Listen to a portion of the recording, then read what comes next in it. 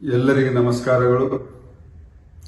ನಿಮ್ಮೆಲ್ಲರ ಆಶೆಯಂತೆ ಭಾರತೀಯ ಜನತಾ ಪಕ್ಷ ಮೂರನೇ ಅವಧಿಗೆ ಮತ್ತೆ ಕ್ಷೇತ್ರದ ಜನತೆಯ ಸೇವೆಯನ್ನು ಮಾಡಿಕೊಡುವಂತ ಅವಕಾಶವನ್ನು ಕೊಟ್ಟಿದೆ. ಕಳೆದ 10 ವರ್ಷದಿಂದ ನಿಮ್ಮೆಲ್ಲರ ಸಮಸ್ಯೆಗಳಿಗೆ ಸಮಾಧಾನ ಕೊಡುವ ಪ್ರಯತ್ನವನ್ನು ಮಾಡಿದ್ದೀನಿ.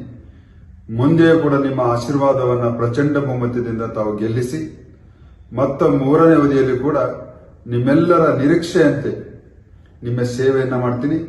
ಹೀಗಾಗಿ ಭಾರತೀಯ ಜನತಾ ಪಕ್ಷದ ಎಲ್ಲ ವರಿಷ್ಠರಿಗೆ, ಕೇಂದ್ರ ಮತ್ತು ರಾಜ್ಯದ ವರಿಷ್ಠರಿಗೆ, ಜಿಲ್ಲೆಯ ಎಲ್ಲ ಅಧ್ಯಕ್ಷರು ಮತ್ತು ಪದಾಧಿಕಾರಿಗಳಿಗೆ, ಎಲ್ಲ ಮಂಡಲದ ಪದಾಧಿಕಾರಿಗಳಿಗೆ, ಎಲ್ಲ ನನ್ನ ಶಾಸಕ ಮಿತ್ರರಿಗೆ ಮತ್ತು ಮಾಜಿ ಶಾಸಕ ಮಿತ್ರರಿಗೆ, ಎಲ್ಲ ಪದಾಧಿಕಾರಿಗಳಿಗೆ, ಕಾರ್ಯಕರ್ತರಿಗೆ ಮತ್ತು ನನ್ನ ಕ್ಷೇತ್ರದ ಜನತೆಗೆ ನಾನು ತುಂಬಾ ಹೃದಯದಿಂದ ಋಣಿಯಾಗಿದ್ದೇನೆ.